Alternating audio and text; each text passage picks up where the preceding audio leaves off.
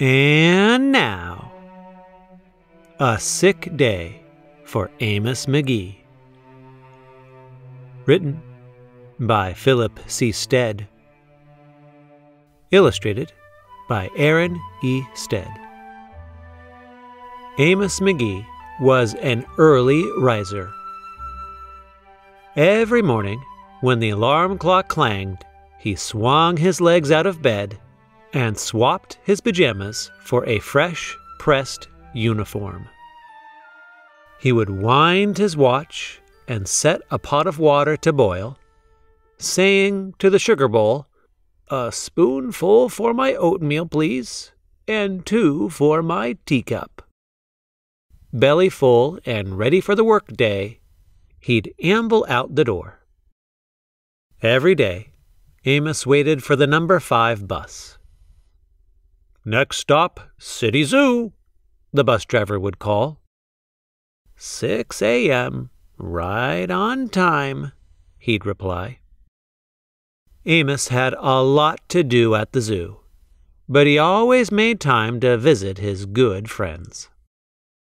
He would play chess with the elephant, who thought and thought before making a move, run races with the tortoise, who never ever lost, sit quietly with the penguin, who was very shy, lend a handkerchief to the rhinoceros, who always had a runny nose, and, at sunset, read stories to the owl, who was afraid of the dark.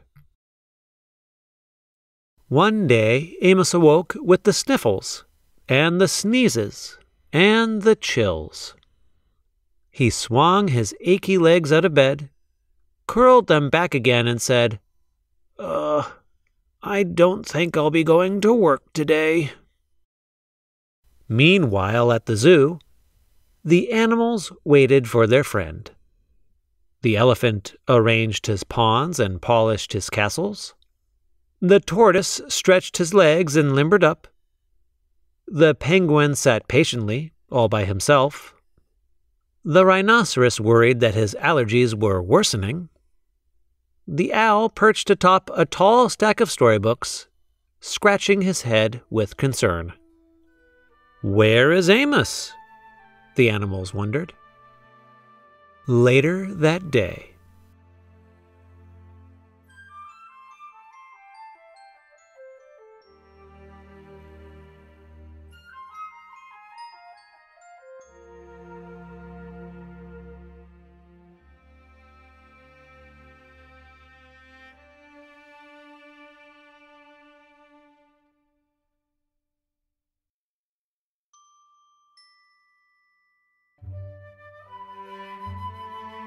"Hooray! My good friends are here."